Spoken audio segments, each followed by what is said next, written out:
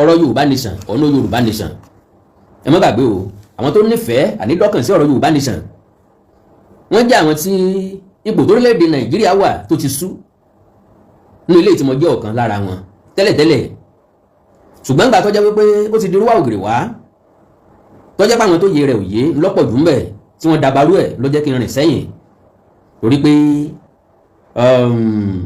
tẹ̀tẹ̀ mi ò fẹ́ tẹ́ láwùjọ ẹ̀fọ́ ló ṣe yẹra kéwékéwé àfòmọ́ mi ò fẹ́ bá gbòǹgbò tán lọ́jọ́ ta kété sílẹ̀ torí pé ẹni tí ó bà mí jẹ́ tí ó bókọ̀ mi jẹ́ tí ó bókọ̀ ọ̀ràn mi jẹ́ màmá rìn jìnnà sírú wọn kẹ́ni tó ṣẹlẹ̀ wọ́n ní ẹnìkan sọ wípé bá a bá gba Yorùbá nation ń pé Aláàfin ni yóò jẹ ààrẹ tí n tó wá sọ̀rọ̀ nípa rẹ̀ mo bẹ̀rẹ̀ ọ̀rọ̀ kan lánàá tí mo ní wọ́n ṣe apá kejì lónìí eléyìí ni mo pè ní dùndú Aláàfin ńlá tájù bàtà ọba ọ̀wọ́ adé ń ró wálewále Yorùbá sì ní bí bàtà bá ń ró wálewále ó ṣe tán tí yóò yá ni bẹ́ẹ̀ bá gbàgbé mo ti ṣe apá kìíní lánàá apá kejì ni wọ́n kọ́kọ́ kà kí n tó wá yanà náà ọ̀rọ̀ ti Yorùbá nation mo rí pé kò sí pín méjì tábà ní ká pín méjì kò ní já tètè yà sí ibòmíì tá fẹ́ yà bóyá káyè sọ̀rọ̀ tó Yorùbá nation dé kí n ka apá kejì Aláàfin ọ̀wọ́ adé the Ibata drum is sounding too loudly too látọwọ́ Túndé Ọ̀dẹ́ṣọlá published in the Punch on Friday May 16, 2025 so mi ìmọ̀ ilé bó ṣe yẹ ká ṣe èmi rò wípé méjèèjì lè lọ́nu ara wọn kò sí tó burú mbẹ̀ ẹ jẹ́ kí méjèèjì lọ́nu ara wọn mi ò dẹ̀ nílò àmì fàágùn fún a máa gé pépè pé a máa analyse ẹ̀ pápápá a ní gẹ́yìn lórí YouTube ẹ máa bá mi share rẹ̀ lórí Facebook ẹ máa bá mi share rẹ̀ ẹ jẹ́ kí ọ̀pọ̀lọpọ̀ èèyàn wọlé ká lè jọ treat ẹ̀ once and for all and again ẹ̀yin tẹ́ bá fẹ́ support mi lórí Facebook ẹ lè ṣe bẹ́ẹ̀ ẹ̀yin tẹ́ fẹ́ support mi lórí YouTube ẹ̀yin náà lè ṣe bẹ́ẹ̀ mọ́ ẹ̀sẹ̀ jẹ́ kí n máa béèrè pé kẹ́ ẹ ra sticker fún mi kí yẹn má jẹ́ distraction I love to go straight to the point ṣùgbọ́n Yorùbá ní ibi tá a ti sọdún ìlàsàmàjà ńlá ti sọdún múláwá ibi tá a ti tọ́lọ́jú ọlọ́kùnrin ńlá ti tọ́jú ara ẹni iṣẹ́ tá à ń ṣe kì í ṣe iṣẹ́ tó lówó oṣù Yorùbá sì ní iṣẹ́ tí ò lówó oṣù kì í láfẹ̀yìntì àwọn náà ló wá sọ wípé iṣẹ́ tó bá ti gbàágùn lójú ẹni dandan ni kó wá ń jẹ fún ni ó túmọ̀ sí pé mi ò kọjá ààyè tí n bá béèrè ìrànlọ́wọ́ tàbí support lọ́dọ̀ ẹ̀yin olólùfẹ́ mi tàbí ẹ̀yin olólùfẹ́ Yorùbá nation tàbí ẹ̀yin olólùfẹ́ ilẹ̀ káàárọ̀ òjíire tẹ́ ẹ fẹ́ kíyàwó jẹ wá tẹ́ ẹ fẹ́ ká sánná ní tẹ́ ẹ fẹ́ ká làkàlù tẹ́ ẹ fẹ́ káwọn ọmọ wọ́ kàwé kí wọ́n ríṣẹ́ pàápàá jùlọ ẹ̀yin tẹ́ wà lókè òkun ẹ̀yin ni kíní ọ̀hún wọ̀ lọ́rùn jù àṣírálì o ní London àṣírálì o ní UK àṣírálì o lamẹ́ríkà àṣírálì o ní Germany àṣírálì káàkiri ẹ̀yin lẹ́ ń sponsor ẹ máa jáde tinútinú tọkàntọkàn kò sí nǹkan méjì tó fà á ìfẹ́ ìlú lẹ́ní ìfẹ́ ìran yín lẹ́ní lágbára Ọlọ́run ní ṣe tí ń lẹ́bi níbi tọ́rọ̀ ń dé dúró ó ṣe pàtàkì pọ̀ kájókòó àpérò lé lórí láì dènà pẹ̀lú jẹ́ kí n Mr Clement Ọláolú ẹlú sakin ìfẹ́jọ́ mi lórí láìfù yìí but unfortunately mi ò rò pé nẹ́tíwọ̀kì mi máa ń gbèrú nǹkan bẹ́ẹ̀ ẹ jẹ́ n try láti háàdì yín ọ̀pọ̀lọpọ̀ àwọn èèyàn ni máa ń fẹ́ join mi lórí program but unfortunately nẹ́tíwọ̀kì so mi ò rò padà dá ìpadà náà ni gẹ́gẹ́ bó sọ láì ní dènà pẹ̀lú láì nígbà tí kò yín torí pé òní lọ́jọ́ ìsinmi lóòótọ́ ṣùgbọ́n ẹ̀kẹ́ fi máa múra lẹ̀ fún ṣẹ́ ọ̀la ni Aláàfin ọ̀wọ́ adé the Ibata drum is sounding too loudly 2 mo ti kà wà lánàá Túndé Ọ̀dẹ́ṣọlá published in the Punch on Friday May 16, 2025 with 3 horizontal lines on each side of his mulatto cheeks complementing the 3 vertical lines on his forehead. The Abaja tribal marks beautifying the face of Adegboyegbe Adefunmi were not sculpted in the heart of Yoruba land. They were incised in the United States of America when the prince was 8 days old. His father, Obefuntola Osei-Jima Adelagbo Adefunmi I, who founded Oyotunji, an African village near Shedom, Beaufort County, South Carolina, joined his ancestors on February 11, 2005, after living for 7 decades and 6 years. Oba Adefunmi I embarked on the journey to the great beyond after decades of the throne, bestowing a legacy of Yoruba cultural reawakening. His son and successor, Oba Adegboyegbe Adefunmi II, was the 19th among 23 children, all of who were born to Efuntola in the polygamous family in Iran and the US. Tragically, the successor of Oba Adefunmi II succumbed to the multiple knife injuries inflicted by his elder sister, Kiba Kasali Mibredit, 53, on Monday, July 29, 2024. after the village celebrated Shango festival the previous Saturday and Sunday. But in a viral video recorded years before his death, the 47-year-old Obadefumi II spoke with pride about the vision and enduring relevance of Oyotunji, saying, and I quote, "Oyotunji African village is one of its kind in North America today. It is the only African village with a king, king's wives, with chiefs, a school, a library, and all of those good things. Oyotunji was configured to be a monastery of sorts for the reconfiguration, restoration, and of course, researching our traditional African culture. We are descendants of West Africa. Of course, as we know, people without a culture are lost." He continued, and I quote, "The future of Oyotunji remains relevant in that we continue to educate, we continue to cater to all of those who are still searching, looking for their ancestors and who they are. By coming to Oyotunji, you can get a snapshot of how our ancestors lived before. You are going to get a splash of Africa in one day, from the cuisine to the dancing, the drumming, the atmosphere, and the heat from the sun is really reminiscent of Africa. Our gates are always open to people to come and we offer them spiritual services. We do not practice a religion, we practice a culture. And that's why we want people to know about Oyotunji, and you can be a part of this culture." In an interview published in The Punch on April 15, 2017, the young ruler of the village, which sits on 27 acres, said Oyotunji over the years has been sustained by God and the selfless commitment of villagers. His words, and I quote, "Our forefathers and mothers were the ones who pulled their small resources together to get the land, and the rest was up to Eledumare. We had the men in the village who are the builders, and the women in the village were the protectors of the village, and the children were the future. There was no funding from the government."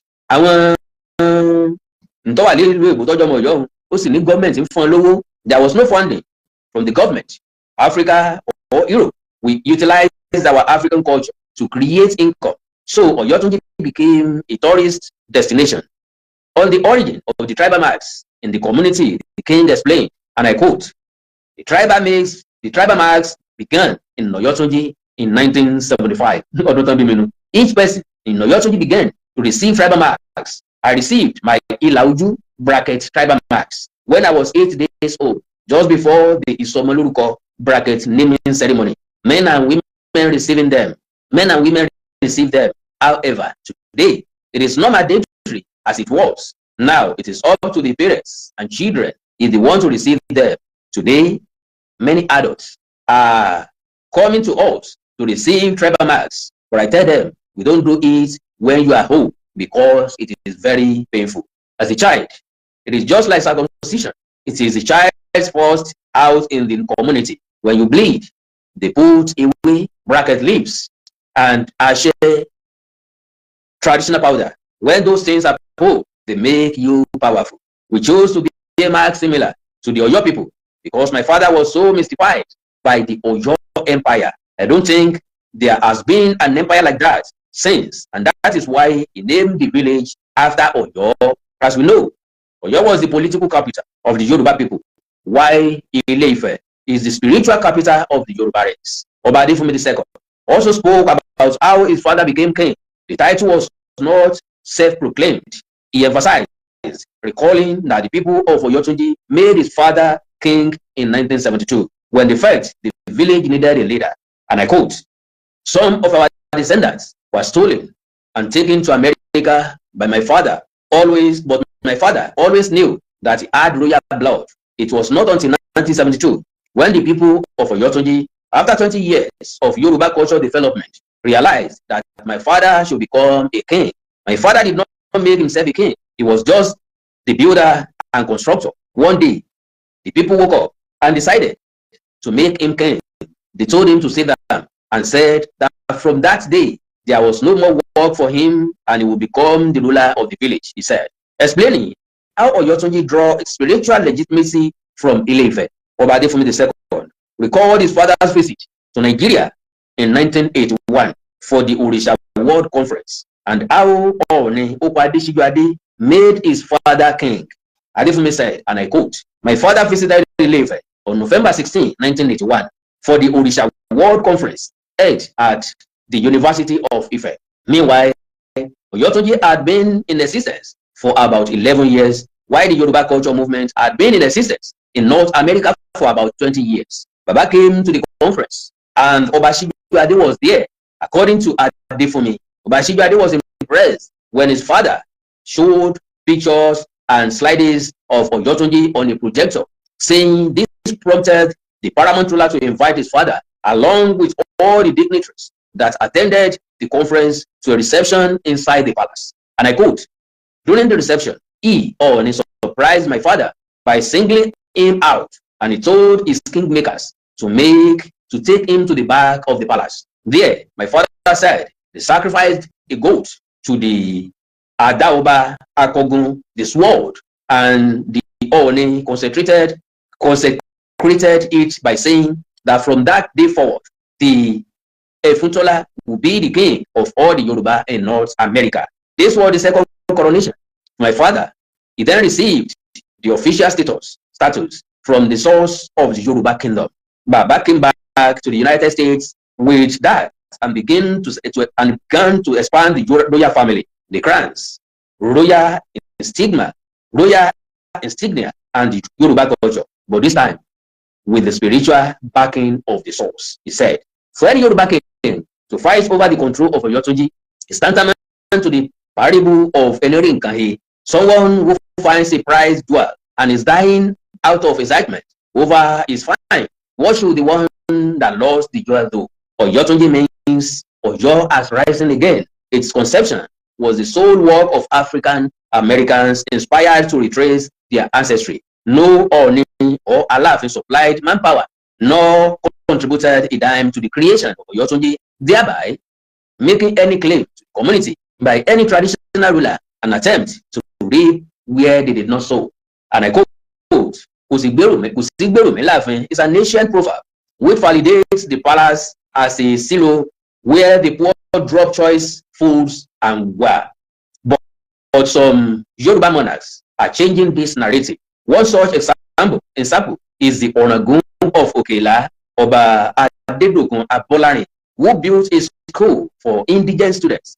Another example is New Owa Obokun of Islam, Oba Adeshoye Ashraf, who has deployed his funds to the construction of roads within his domain and the sponsoring of 50 Ilesha youths to Nasarawa State for an agri empowerment program. Retired broadcaster and he calls into the Kabiyesi for Lashade Odunlade Ne Ashraf also said the Owa Obokun has given 1,000 indigent students in the community bursary awards. Bracket Baba Obodo so wípé Udi Owo Omo Òun Lọ́run. A father shall never see help in the hands of his children in heaven, no matter how successful the child is. He is the son of his father. There is no gainsaying that fact that Oyo played a prominent role in the protection of Yoruba land hundreds of years ago for the place of Ile-Ife, as the source is evergreen. When scholars speak about the old Oyo Empire, they refer to it in the past using the verb was, because it no longer exists. It no longer exists, but Ile-Ife is past, present, and continuous because it is the source of Yoruba. After the fall of Oyo Empire, the Ibadan warriors also protected Yoruba land. Is it therefore right for the Yoruba to claim equality or supremacy over the Oni? No. After Nigeria's independence, Ibadan rose to become the political capital of the Western region, while Lagos rose to become the commercial capital of the entire country, and later became more politically powerful than Ibadan from 1999. But won't it be childish for Ibadan Lagos to bicker over who is greater when there are many issues confronting the Yoruba race? In the Ogbori Elemasho epic by Lere Paima, the antagonist Elemasho once sung Ogunlola, the protagonist. O ma jẹ́ kí àwọn Ọ̀yọ́ tàn ẹ́, don't let Oyo people deceive you. This is a piece of advice for Alaafin. The Alaafin shouldn't allow bad counsel to mislead him. He started well. He should not derail now. The Oni too, we find his counsel and the Agbanigba counsel invaluable, because truly tolerance is the fault of the elderly. the Awishi Agbaye, Professor Wande Abimbola says plans were afoot to settle the alleged bickering between the two prominent rulers, saying it was unnecessary. In an interview with Men, Abimbola said, Yoruba, and I quote, Yoruba elders shall look into it. We shall settle it. The Yoruba do not need such a quarrel. Ife is the source of Yoruba, and Oyo played a crucial role in the history of the Yoruba. So both rulers should show respect to each other. We must find a middle ground for both respected kings to stand upon, a middle ground of honor and solidarity for us all. No one in history ever wore tribal marks, though the Kweli tribal marks are the commonest in Ife. Abaja is the most common tribal mark among Oyo people. Therefore, if Unikwele, the Kweli tribal marks wearer, is angry, let the Alabaja hug him. The Alaafin and Oni should unite. Email tundes2003@yahoo.com. Facebook at Tunde Odeshola. Twitter at Tunde Odeshola. Reader Àkàndá ọ̀rọ̀ Àwíkòǹkò. Well, mo nígbàgbọ́ pé gbogbo ọmọ káàárọ̀ oòjíire bí láǹfààní láti gbọ́ àpilẹ̀kọ yẹn látọwọ́ ọ̀gbẹ́ni Túndé Ọ̀dẹ́ṣọlá. Àpilẹ̀kọ ọ̀hún jáde nínú ìwé ìròyìn The Punch lọ́jọ́ Jímọ̀ ọjọ́ 14 oṣù karùn-ún ọdún tá a wà yìí. Lílé tó túmọ̀ sí wípé ìran ọmọ aládé ìran kóòtù òjíbí, ìran ọmọ káàárọ̀ oòjíire gbogbo ọmọ Yorùbá, àwọn nǹkan tá ń fà yé unnecessary ìṣètò ẹ̀ ká máa fà, but unfortunately àwọn tọrọ òye, àwọn tí tàn òye, àwọn tó yẹ òye, àwọn tí nǹkan òye, àwọn tí làákàyè wọn ò tó nǹkan, àwọn ní ń da nǹkan rú, àwọn ló bí gbogbo ìṣẹ̀lẹ̀ yìí, àwọn ní lùlù tí ò dáa sí ti bàbá wa Aláyélúwà, ikú bàbá yèyé Aláàfin Ọ̀yọ́. Gbogbo n tó wá wù káwé Ọlọ́run nínú àánú ẹ̀ yóò yanjú ẹ̀ láàrin àwọn bàbá wa. Ọkàn jẹ́ wípé ó rò mọ́sọ̀kù eléyìí tó mú lọ́wọ́ náà yóò sì padà sọ ọ̀rọ̀ kódà káwọn ọba méjèèjì ó parí ìjà wọn lọ́la. Ìtàn tá à ń sọ kò sẹ́ni tí yóò stop ẹ̀, kò sẹ́ni tó máa dá wa dúró. Kí lèèyàn jẹ́ àwògedengbe fún gbogbo ọmọ tẹ́títẹ́tí tó mọ̀ ọ̀rọ̀ gbọ́. Now ẹ jẹ́ wá padà sórí ọ̀rọ̀ ti wípé bá a bá tiẹ̀ gba Yorùbá nation, wọ́n ní Aláàfin ni yóò dà rẹ̀. Ẹ̀rù wá ń bà wọ́n mọ káàárọ̀ oòjíire bí pé then ẹ jẹ́ ká change orúkọ ẹ̀, ẹ jẹ́ ká ṣe gbá, ẹ jẹ́ sọ Odùduwà nation, ẹ jẹ́ sọ di kinní kan nation, ẹ jẹ́ yí padà, ẹ jẹ́ ṣe gbá, ẹ jẹ́ ṣàwo. Mọ̀ wá ní ó yẹ ká sọ̀rọ̀ díẹ̀ lórí ẹ̀. Kí ni tó yẹ ká sọ lórí ọ̀rọ̀ Yorùbá nation, no Yorùbá nation? Ó ní wípé ǹjẹ́ ìran Yorùbá nídìí ọ̀rọ̀ Yorùbá nation náà? Tẹ́ bá bí èmi Àkàndá lè rìn máa sọ fún pé 100% a nídìí ọ̀rọ̀ Yorùbá nation nísìn. Bó bá jẹ́ pé lóòótọ́ la lè bára wa sòótọ́ ọ̀rọ̀ ká sì gbé òótọ́ ọ̀rọ̀ lẹ́nu ara wa. Kí ni ìdí tá a fi nílò Yorùbá nation? Lẹ́nu wípé ààrẹ tí ń bẹ lọ́wọ́ ọmọ Yorùbá ni. Ààrẹ tó ní èròǹgbà tó dáa fúnra Yorùbá ni, fún gbogbo ẹ̀yà ni, fórílẹ̀-èdè Nàìjíríà ni. Ààrẹ tó jẹ́ wípé lẹ́yìn rẹ̀ tó ń sábà sí ẹni tó kúnjú òṣùwọ̀n tó tiẹ̀. Ẹ má bínú nǹkan wọn lóòótọ́, ṣùgbọ́n ọ̀pọ̀lọpọ̀ nǹkan tí Bọ́lá Ahmed Tinubu ń ṣe tó dáa ẹnìkan kò wí sóde fún yín o. Àti pàápàá mo rí nírìí pé gbogbo ọmọ Yorùbá, gbogbo ọmọ káàárọ̀ oòjíire bí a ní díẹ̀ ìkà díẹ̀ nínú. Èmi ọ̀dá, ẹ̀yin ọ̀dá, àwa ọ̀dá, àwọn náà ọ̀dá. Kẹ́nìdí ká ní nǹkan tí ọ̀dá ni Bọ́lá Tinubu ṣe, bọ́n bá ti gbé lẹ́yìn náà ti gbé sókè. Ráìsì wálẹ̀ ẹnìkan kan nínú wa ò tiẹ̀ sọ ń pa rẹ̀. Ìgbà tí ráìsì di 120,000 naira amúgbèké, ìgbà tí ráìsì di 100,000 naira amúgbèké, ìgbà tí ráìsì di 56,000 naira ẹnìkan kò rí nǹkan kan sọ. Because you are making your money from propaganda, do not stop. Tó bá jẹ́ propaganda ní tòótọ́, ó ṣe ọ̀rẹ́ wa mọ́ lọ́nu dustbin táwọn mọ̀lẹ́bí rẹ̀ wà. So nígbà tí Bọ́lá Ahmed Tinubu ń gbà wọn kan rere ṣe, kò sẹ́ni tó sọ nǹkan kan báyìí o. Ìgbà tí epo di 1,000 gbogbo alápariwo, ìgbà tó dé padà ẹnìkan kò wí nǹkan kan mọ́. Ṣé bẹ́ẹ̀ ló ṣe yẹ kó rí lórílẹ̀-èdè Nàìjíríà? Kí ló dé tá a yabara mú orí jẹ, especially àwa Yorùbá? Kí ló dé tá a kì í mọ iye èèyàn? Kí ló dé tá a kì í appreciate èèyàn? Lóòótọ́ iṣẹ́ ààrẹ làárẹ̀ ń ṣe, iṣẹ́ tó sọ pé òun ṣe ní ń ṣe, but to the best of my knowledge, tó kan ọmọ Yorùbá nìsín, tó pé ọmọ Yorùbá nìsín ni bí Bọ́lá Ahmed Tinubu ṣe máa wálé ẹ̀kejì. I am not campaigning for him because mi ò kí n sọ lóṣèlú, but ẹ bá fẹ́ gbọ́ reality mi Àkàndá ọ̀rọ̀ máa sọ reality fún yín. Bàbá sọ̀rọ̀ Yorùbá nìsín nísín bí ìgbà téèyàn ń wèsì táìmù rẹ̀ ni. Ẹ gbọ́ kíní yìí kẹ́ fi sọ́wọ́ àlàáfíà. Yorùbá nìsín máa wáyé, tàbí ká sọ pé Odùduwà nìsín máa wáyé, Odùduwà nìsín máa wáyé, káàárọ̀ oòjíire nìsín máa wáyé, ọmọlúwàbí nìsín máa wáyé. Ṣùgbọ́n kì í ṣe lọ́wọ́lọ́wọ́ báyìí, n tó kàn èèyàn máa ń sọ̀rọ̀ nípa rẹ̀. Sẹ́ni tó lè jó wáyé ju Aṣíwájú Bọ́lá Ahmed Tinubu lọ. I can't wait láti rí ẹ̀yà míì kó gbàjọba lọ́wọ́ Tinubu. mo fẹ́ wo bí ìran Yorùbá ó ṣe fail, mo fẹ́ wo ẹni tẹ́ fẹ́ complain fún, mo fẹ́ wo ẹni tẹ́ fẹ́ pariwo lé lórí, mo fẹ́ wo ẹni tá a fẹ́ sunkún tọ̀, mo fẹ́ wo ẹni tá a fẹ́ sọ pé ó ṣe dáadáa. Odidi ọdún 8 Buhari kò sẹ́ni tó wí nǹkan kan. Ọdún 8 Ọbásanjọ́ ó ṣe ọ kọjá lọ. Ọdún 8 Yar'Adua àti Jonathan wọ́n ṣe nǹkan tó wù wọ́n lọ ni, kò sẹ́ni tó pa wọ́n torí ẹ̀, kò sẹ́ni tó sunkún torí ẹ̀. Ọdún 8 Buhari lọ, a tún bẹ̀rẹ̀ sí ní praise Jonathan. Buhari yẹ kó sàwọn nǹkan kan ṣùgbọ́n ẹ̀rù ń bà á kẹ́ mọ́ bàá kó ìrìnàjọba ẹ̀ tó ń kọ́ fẹ́ wálẹ̀ kejì, ọwọ́ àjọjẹ̀ tí ó lọ, ó fi ọ̀pọ̀lọpọ̀ kòtò, ọ̀pọ̀lọpọ̀ àpòdé, ọ̀pọ̀lọpọ̀ ilé ẹgẹrẹmìtì sílẹ̀ fún Bọ́lá Ahmed Tinubu. Ó jẹ́ kí Bọ́lá Ahmed Tinubu mọ clear many messages. Ṣé mẹ́sìn ni àbí mẹ́sìn? Ẹ̀yin grammarian, ẹ̀yin lẹ́mọ̀ kì í ṣe èdè Yorùbá o. So lọ sọ Bọ́lá Ahmed Tinubu sórí sínú àwọn nǹkan kan. Bọ́lá Ahmed Tinubu ṣe ìwà proactive, ó jẹ́ kó take àwọn steps kan. Lóòótọ́ àwọn ìgbésẹ̀ tí Bọ́lá Tinubu gbé ó máa affect wa, yóò yọ wá lẹ́nu, ṣùgbọ́n fúngbà díẹ̀ ni, lẹ́yìn ìgbà díẹ̀ yẹn títa ríru la kọlà, ńgbà tó bá jiná tán ní tó doge, ńgbà tó bá jiná tán, ńgbà náà láti wá ẹ̀sẹ̀ appreciate Bọ́lá Ahmed Tinubu. Ṣùgbọ́n tí ń bè mí nínú ni pé nǹkan lọ sókè gbogbo alamúgbèké, ó ti wá wálẹ̀ ní ìsìn àgbàsọ̀rọ̀ mọ́, kò sẹ́ni tó yin Bọ́lá Tinubu, kò sẹ́ni tó sọ wípé ó try, kò sẹ́ni tó sọ gbéṣẹ́ rẹ yọ, nǹkan ọ̀gbìn náà ti ń wálẹ̀ díẹ̀díẹ̀. Bẹ́ẹ̀ yẹn bá ṣe tí ọ̀dà tá a ṣépè fún, bó bá ti ń ṣe nǹkan tó da díẹ̀díẹ̀, ẹ já gbìyànjú láti máa ṣàdúrà fún. Ní tí máa ń bí mi nínú lórí ọ̀rọ̀ àwọn ọmọ káàrọ̀ òjìrì lélẹ́yìí, a kì í appreciate èèyàn.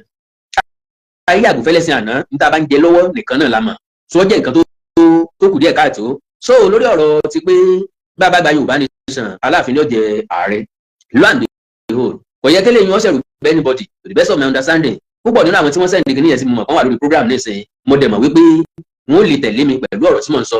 Ìdí tí òfin necessary ni pé a ti mọ ibi tí ilẹ̀ Yorùbá wà, àwọn ọmọ káàrọ̀ òjìrè dẹ̀ mọ́ra wa. So bẹ́ẹ̀ yẹn bá fẹ́ béèrè fún kinní kan nation nísìnyí, a ti mọ̀ bá a lọ fún Yorùbá nation mọ́ until tá a bá kọ́kọ́ jókòó pàdé àpérò láàrin ìran ọmọ káàrọ̀ òjìrè bí tá a tún wá rí adopt same name, tá a fi Ọ̀yọ́ lẹ̀ tọ́yọ́ gbà wípé Ọ̀yọ́ làwọn tí wọn ò bá báwọn nìkan Yorùbá, ìgbà náà la tó lè sọ pé Yorùbá nation. But láti mọ́ fúnra wá wàhálà lọ́jọ́ iwájú, ẹja mú Yorùbá kó ń bẹ̀. Bàbá fẹ́ béèrè fún nation, ẹja sọ di Oòduà nation lélẹ́yìí tọ́jọ́ kó gbogbo àpapọ̀. Advice ni o, ìṣe tìpátìkúùkù o, advice ni o. Now mbọ̀ o, ẹ̀yà ni sọ wípé kí ni ó wálẹ̀, ọ̀nà àgbẹ̀ ni sọ pé kí ni ó wálẹ̀ àbí kí ni ó wálẹ̀, I don't know. Ṣé ráìsì ó wálẹ̀ lọ́dọ̀ tí èló wọn ń ta tẹ́lẹ̀, èló ni wọ́n ń ta ní ìsìn, nǹkan tó wọ́n globally ni, oúnjẹ tó wọ́n àwa la fà á, èmi àti ńlá fà á torí ipá àdáko mọ́, torí ipò ogi ló wà láti ṣe, aṣọ tó ní ìtì ló wà láti wọ̀. Àwọn àgbẹ̀ wá jáde, wọ́n wá bẹ̀rẹ̀ sí ní ra mọ́tò lérí ara wọn, àti ó parí ilé ìgbà ìlà tó wà mọ̀ pé sí àgbẹ̀ pé nígbà tí wọ́n sọ yìí tí wọ́n ra kílò kókó kan fún wa, ó yẹ kó rí bẹ́ẹ̀. Àwọn àgbẹ̀ tí ń bẹ lóko kò lè pariwo kó jẹ wọ́n torí pé àgbẹ̀ kì í jẹ ráìsì, kò sí ní tọ́ka ògbẹ̀gbẹ̀ lẹ́wà, nǹkan àgbẹ̀ fẹ́ jẹ ń bẹ nínú oko wọn, iṣu náà jẹ ni, ẹ̀fọ́ ni, ewébẹ̀ ni, ọ̀mùnú kókò ni, gbogbo ẹ̀ wà lóko. Orí King Sunny Adé látọdún náà ni kò ságbẹ̀ mọ́ lóko, ara òkú ti darí wálé. Ibi tó yẹ kí Yorùbá ó ti láròjinlẹ̀ òun ni wípé oúnjẹ tá à ń jẹ yípo ọdún Òkè Ọya ní ti ń wá, ẹ sì ní ká lé àwọn ọ̀rọ̀ Òkè Ọya lọ. Iṣu náà ti là ń jẹ dì sìn, ata tòmátò àtàlùbọ́sà náà ti là ń jẹ dì sìn, màálù náà ti lẹ́bí ń ṣe ìnáwó, àgbòtán kó wá láti náà ti lẹ́bí ṣe léyà ń bọ̀ ní ìsìn, nǹkan kó wá láti náà ti lẹ́bí ṣe, gbogbo ti máa lọ dé síbi tán ti ń tà báyìí. So kí ló dé tá à ń para ọ̀tàn ra wa, lórí tá à sọ reality fúnra wa, jáso tọrọ fúnra wa, ntọ́ wọn ìṣẹ́jọ́ Bọ́lá Tinubu torí èmi àtẹ̀yìn tá a sápò òdòkò ni. Mo ti sọ ti pẹ́ láyé àtijọ́ nígbà táwa ń dàgbà bọ̀, ẹgbẹ́ líla tí ń já tẹ̀tẹ̀ tẹ́rígbá mi wọ́n ń pè é, oríṣiríṣi tẹ̀tẹ̀ ló wà, ó fẹ́ tó 5, tẹ̀tẹ̀ pupa, tẹ̀tẹ̀ funfun, tẹ̀tẹ̀ àbáláyé, tẹ̀tẹ̀ òpópó, tẹ̀tẹ̀ dágunró. Ẹgbẹ́ líla tí já légédé àti wájú ilé àti ẹ̀yìn ìkùlé la máa ń gbé sí, àtẹ̀gbẹ́ ilé la máa ń gbé sí, ata àti tòmátò ẹ̀gbẹ́ ilé la ti já. Kò rí bẹ́ẹ̀ mọ́ nìsín, ló fà á tí obì ọ̀pàpà la fi ń pa wá tó. Wọ́n ní bàbá Yorùbá nation, Aláàfin ní ọjà rẹ̀, ṣé ká tiẹ̀ sọ bá gba Yorùbá nation lóòótọ́, ṣé ipò ààrẹ máa tọ́ sọ́ba? Because àwọn tí wọ́n ń sọ̀rọ̀ wọ́n dàbí ẹni tí ọmọ ti ń sọ, mímọ̀ bóyá àwọn ọ̀jọ̀gbọ́n wọ́n láǹfààní àti mọ gbọ́ ètò yìí, bóyá wọ́n lè pè láti ṣàlàyé fún wa tí tá a bá gba Yorùbá nation tòótọ́, ọba ni ọjà rẹ̀ pẹ̀lú tó òṣèlú tá à ń bá lọ yìí, pẹ̀lú orílẹ̀-èdè Nàìjíríà ṣe ń lọ yìí, èèyàn bíi méjì péré kí n tó máa lọ, +234 915 147 9599 +234 915 147 9599 nọ́mbà àti láǹfààní àti pèsè sí nìyẹn. bó tiẹ̀ jẹ́ wípé àwọn èèyàn dẹ́yẹ sí mi lónìí lórí YouTube wọ́n máa ń mọ̀ ni wọ́n ra síkà fún mi kò sí wàhálà ọjọ́ gbogbo kọ́ lọ́dún iná ò ní san gbogbo yín Ọlọ́run máa pèsè fún yín ẹ jẹ́ kí n máa ti pa bẹ́ẹ̀ kí n máa sọ fún yín kí n máa rán yín létí nípa ayẹyẹ ọjọ́ bí èmi ti ń bọ̀ lọ́nà ẹ jẹ́ máa ṣe ní iṣu atẹnumọ́ràn tí kì í jóná iṣu atẹnumọ́ràn tí yóò jóná atẹnumọ́ràn ń lọ yẹ̀ wò ni o bí bẹ́ẹ̀ kọ́ yóò jóná o iṣu mi ò gbọ́dọ̀ jóná o iṣu rẹ̀ yóò jóná o bí ọba lọ́mọ yẹ̀wò kò máa yí padà o yóò jóná o tó lélẹ̀ tó túmọ̀ sí pé aṣọ àǹkárá ti wà nílé àwọn èèyàn ti ń rà á mú kan mú méjì mẹ́ta wá wọ́n ti ń kó kẹ̀tíkẹ̀tí ẹ̀yin náà ẹ fìfẹ́ hàn ẹ jẹ́ kájọ ṣe ó yá kájọ ṣe gbogbo ẹ̀yin tó láyé o ọmọdé ìlú pẹ̀lú àgbàlagbà o aláṣọ ló ń lò òun alápàtà ló ń lọ bẹ́ẹ̀ akẹ́kọ̀ọ́ mi Àlàbí ti dé tòsí o jẹ́ kájọ ṣe lètò tó gorí àléfà o. ọ̀gá mi nù akẹ́kọ̀ọ́ mi Àlàbí. ó yá kájọ ṣe owó kan ò gbẹ́rú dórí. so ẹ jẹ́ kájọ ṣe ọ̀pá mẹ́rin pẹ̀lú fìlà 10,000 naira ọ̀pá mẹ́rin àti gèlè 15,000 naira ọ̀pá mẹ́fà àti gèlè 18,000 naira ẹ má wá gbàgbé náà ẹ lè polówó nínú program tó máa wáyé lọ́jọ́ náà báwo lẹ ṣe máa ṣe iwájú àti tà iwájú òsínlẹ̀ ẹ̀yìn àti tà fún Awikonko fans club 500,000 naira wọ́n rà inner back page ilé yìí wà nílẹ̀ 300,000 naira tẹ bá fẹ́ full page 200,000 naira half page 100,000 naira quarter page 50,000 naira àwọn èèyàn tí wọ́n ti ń béèrè fún lédè tó túmọ̀ sí pé Ọlọ́run yóò gba gbogbo ògo mọ́ o tí a bá kọ́ akọ Tinubu tí Haúsá ni kò ṣe ni tèmi náà sọ nìyẹn o tá a bá sọ pé kí Tinubu ọmọ wọlé lẹ́ẹ̀kejì tẹ́yà mi bá fi wọbẹ̀ ìran Yorùbá jẹ́ mú kò mí ẹ̀ o ìgbà náà látò tó mọ̀ wípé kẹ̀kẹ́ sẹ́gbẹ́ gbogbo lámọ̀ wípé ibi tá a ti fẹ́ kúrò ọ̀dà ju ibi tá à ń fojú wò lọ. kí lẹ́ni sọ ìjáre this issue is happening globally even honestly so nǹkan wọn globally ni akandọ́rọ̀ Awikonko àjàwọ́ àrò Awikonko àṣọ lójú ọlọ́rọ̀ mo rò pé máa rí kọ́ọ̀lù méjì gbà ni o bóyá a máa ráwọn èèyàn kan láti bá wa dá sí lórí ọ̀rọ̀ ti pé Aláàfin ni yóò jẹ ààrẹ nígbà tó bá bá gba Yorùbá ní sàngán lọ́la Aláàfin ò lè jẹ ààrẹ Ọọ̀ni ni yóò jẹ ààrẹ tó bá jẹ́ pé lóòótọ́ ni àrólé aníkìnnìún wo pé bọ̀bọ̀ ìtìjọ́jù ti pariwo jù jẹ́ ìdùnnú God bless you no be today Mr. Ọláníyì Fọlọ́runṣọ́ God bless you àrólé aníkìnnìún ti ṣíde fún mi God bless you bàbá ẹ ní mọ̀ṣẹ́ ní mọ̀yẹ́ ní mọ̀ bàmíjẹ́ àjò ríra wa pẹ́pẹ́pẹ́ ni o n kò ní páyà àìsàn ní ṣe lágbára Ọlọ́run ẹ ní gbọ́mọgbìn bíi ìtì ọ̀gẹ̀dẹ̀ lágbára Ọlọ́run ẹ kiri òkú wálé o ẹ kiri ìlú èbó wálé òkú kọ́lẹ̀ wà ṣùgbọ́n gbogbo ibi tá a bá wà tó jájò òkú náà ní ká pé ibi tá a ti lọ ṣiṣẹ́ ajé òkú ní lágbára Ọlọ́run God bless you bàbá. So like I said ẹ já sọ̀rọ̀ lórí WhatsApp tẹ bá fẹ́ aṣọ tàbí ẹ fẹ́ kí mi sínú program ẹ kàn send the picture yín àti wordings àwọn ẹlòmíì ò láìkí kí picture wọn wà ń bẹ̀ ẹ kàn send the picture ẹ kàn send the wordings àtorúkọ àwọn ẹlòmíì ò láìkí kí complete orúkọ wọn wà ń bẹ̀ ẹ lè send the first name lásán irú èmi ní ìsìn Adéoyè máa kọ ọ̀run òkè lórúkọ mi lórúkọ ìdílé mi akí Àkàndọ̀rọ̀ Awikonko fún tayé ọjọ́ òbí nísàlẹ̀ kádẹ̀ fi Adéoyè sí ọ̀tàn ẹ̀sánpù mo fi ṣe o so tẹ́yìn náà bá fẹ́ ṣe bẹ́ẹ̀ tẹ́yìn ẹ fẹ́ ká dárúkọ yín eléyìí tó bá wù yín bẹ́ẹ̀ ẹ já sọ̀rọ̀ lórí WhatsApp +234-904-851-9362 +234-904-851-9362.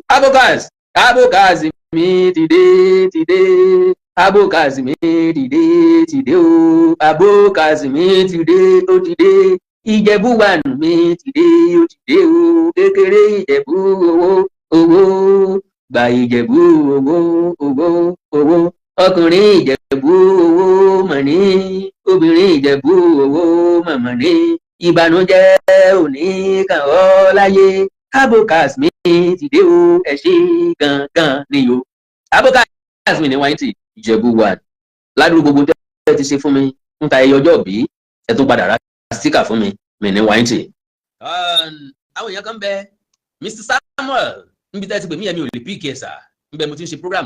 àti píìkì ẹ̀ wọn àkúrò ńbẹ̀ fóònù ni mò ń lò ó kàn wù mí láti interact pẹ̀lú àyè èèyàn ni ó wù mí láti interact pẹ̀lú ẹ̀yìn ẹ̀yin tó kù tẹ́ fẹ́ ra síkà fún mi lórí YouTube níbi tẹ́ ti lè ṣàtìlẹ́yìn fún mi òjò bá náà lọ ẹ̀yin ní àgbàlẹ́ ní iṣẹ́ tí ò lówó oṣù kí láfẹ̀yìntì iṣẹ́ tèmi ń ṣe èyí kò lówó oṣù nínú kò sáfẹ̀yìntì ńbẹ̀ kò sí pension ńbẹ̀ kò sí gratuity ńbẹ̀ so bákan náà ni bá sọ wípé iṣẹ́ tó bá ti wá gbàgùn lójú ẹni dandan ni kó wá ń jẹ fún ni. èèyàn wà lóòrùn ọmọ àdàdá ni ó ń sanko gbà wà ń lagùn wọ̀wọ̀wọ̀ kẹwàá ní kíni ìdí tó fi ń sanko kó lò wọ̀ àwọn kan déédéé ń san ni ọ̀rọ̀rùn bẹ́ẹ̀ kó didi bá lè lé ọmọ dáhùn mọ́jú ká máa ṣèwádìí bí ìtàn Yorùbá ò ṣe ní wọmi báwọn kan ò ṣe ní gbá wa mẹ́rẹ̀ bí wọn ò ṣe ní fìtàn rọ́ wa kò jù.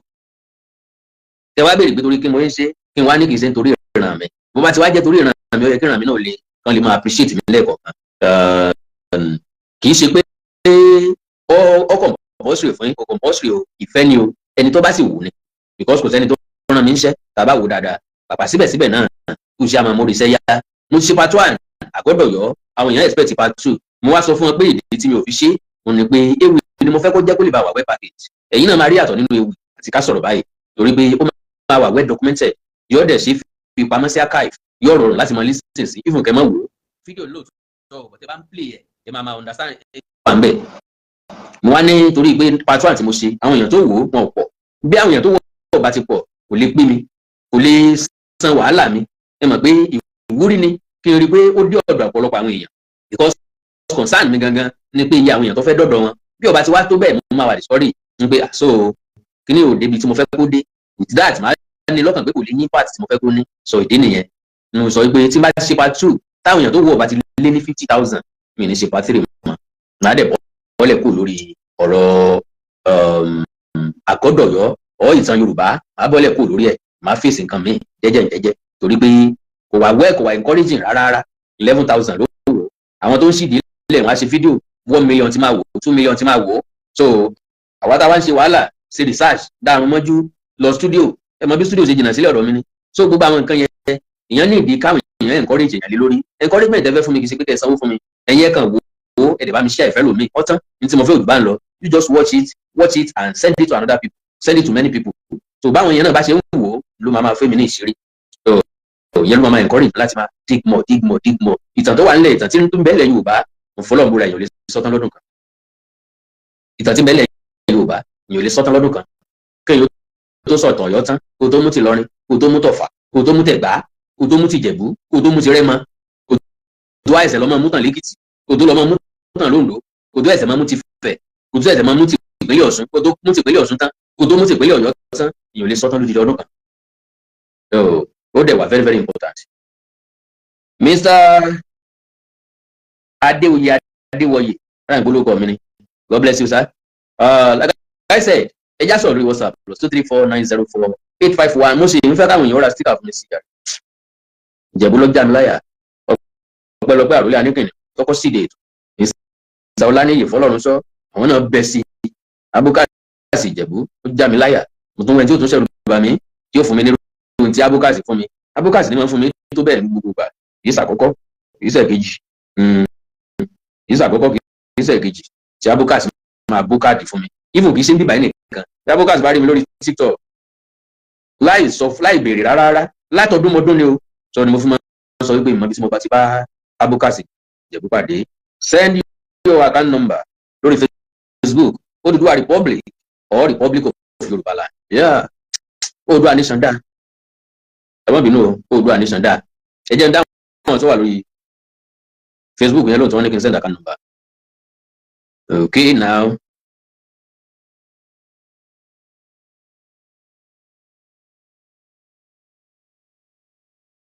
ẹ má bínú o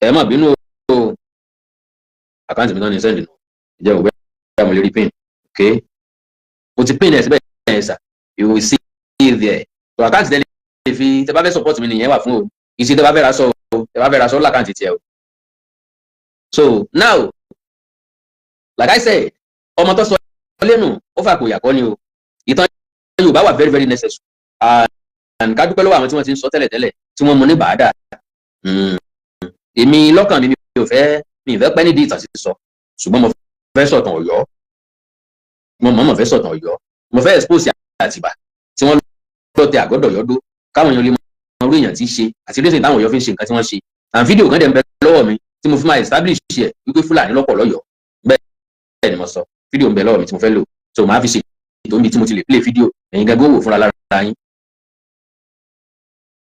so God bless you baba. Mr. Olaniyi Fọlọ́runṣọ́, Mr. Olaniyi Fọlọ́runṣọ́, wọ́n ní Awikonko baba, please don't be discouraged, you are God sent. God bless you baba.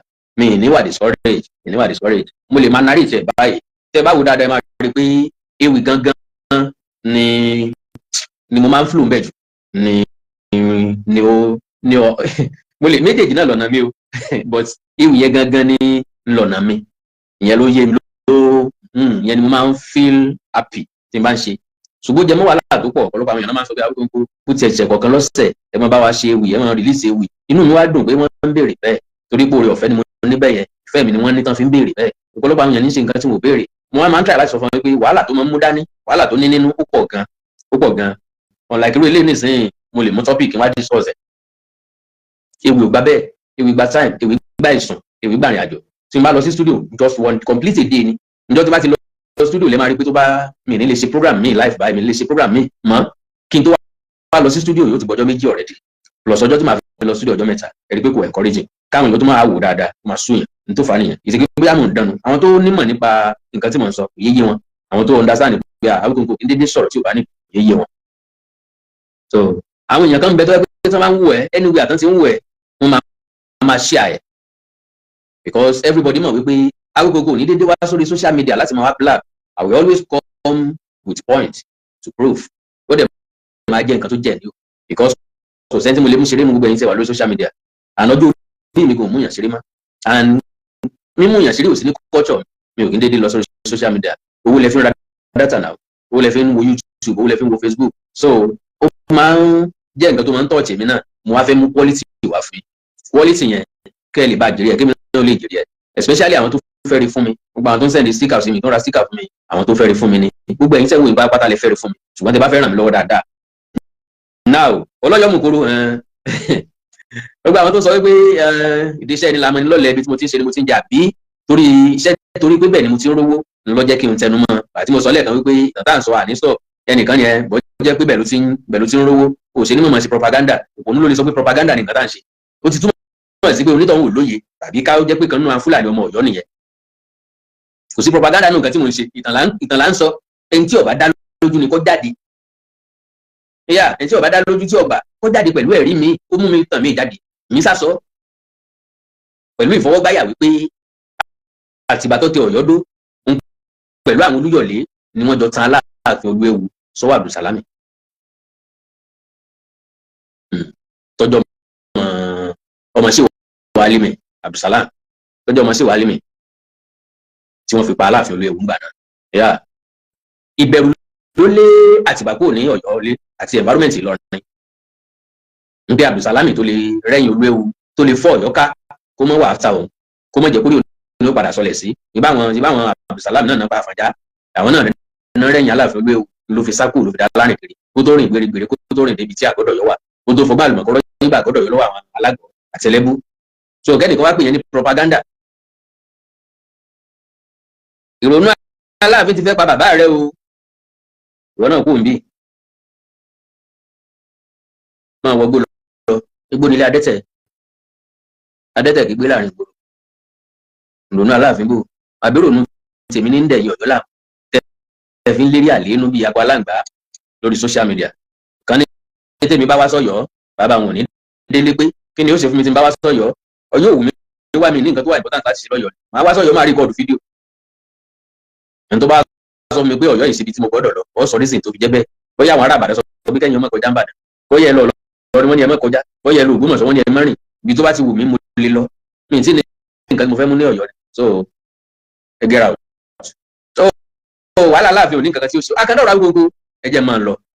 Ìyẹn ni wọ́n dúró náà kí n má bàa jẹ̀kọ́ tó léegun àgànná ló ti wọlé ọ̀jẹ̀nu mi lọ ìyẹ̀rú ọ̀kí bí n bá wí lájò wọn ò ní pè ránṣẹ́ lé abọ́ mi mọ̀ rẹ́ o abọ́ mi mọ̀ rẹ́ o mo ti jíṣẹ́ ràn mí àbọ̀ mi mọ̀ rẹ́ o mo bẹ̀rù àgbà. Na wetin dem do to Baba Oba, God bless you. Àti ìrètí Baba Oba yanjú ẹnìkan tó ń lé lórí social media. Èmi ọmọ ti screenshot yẹ o, wọ́n mọ̀ báyìí fáwọn ọlọ́pàá o. Àwọn alágbófinró. Orúkọ rẹ̀ kúkú ń bẹ lórí Facebook, káàntì ẹni. Orúkọ rẹ̀ ń bẹ ń bẹ. Àádẹ́ wa, ìwọ lọ sọ pé kẹ́nìkan mọ́rin bí kan o, bóyá bàbá rẹ̀ ló nílẹ̀, ọ sọ o. Bóyá wọn gómìnà Ṣèyí Mákindé tó ní ìpínlẹ̀ Ọ̀yọ́ o, ọ sọ o.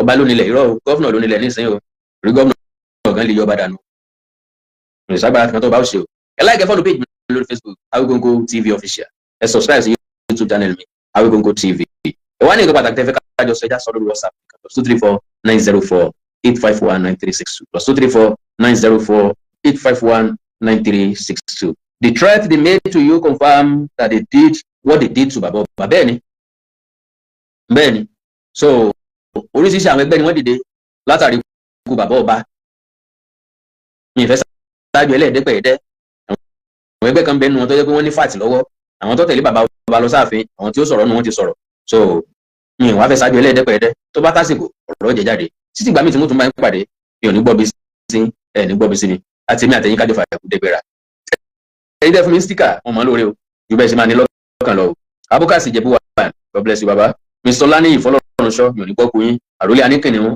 ẹ̀ ní mọ̀dìrán gbàgbọ́ títí ìgbà mi láti jọ pàdé ibi ò ní bá yín ibi ò ní bèmí náà ẹ má gbàgbé o ẹ bá mi share program yìí ẹjọ́ délé kó dóko kó dẹ́sẹ̀ kó dọ́nà jíjìn orí kan tẹ́lẹ̀ ṣe fún mi nù orí ẹlẹ́ẹ̀kejì ò ní pé ìgbàkigbà tẹ́ bá ń wo YouTube tẹ́ bá ń wo program mi lórí YouTube anything tó wù kí n ṣe tẹ́ bá ń wo lórí YouTube tẹ́ bá ti rí advert ńbẹ̀ ó máa ń gbé kinní kan wá skip tẹ́ bá ti skip ẹ̀ kò ṣàǹfààní fún mi o so àwọn advert yẹn náà kì í pọ̀ bí 30 seconds 1 minute 2 minutes ó pọ̀ tán tẹ́ bá lè máa bá mi farabalẹ̀ wo àwọn ìpolówó ọjà yẹn ìgbà yẹn lẹ tó ń ṣàǹfààní fún mi ìgbà yẹn lẹ tó ṣoore fún mi God bless you sir. Let your work go beyond Nigeria. We need you in Benin Republic. Come and discuss about our Yoruba and their policies. We have Yoruba Obas in Benin Republic. Of course, ẹ lọ́pọ̀lọpọ̀ ọba Yorùbá ní orílẹ̀-èdè ilé olómìnira Benin. Bẹ́ẹ̀ni, ọ̀dà mo ti gbọ́. God bless you.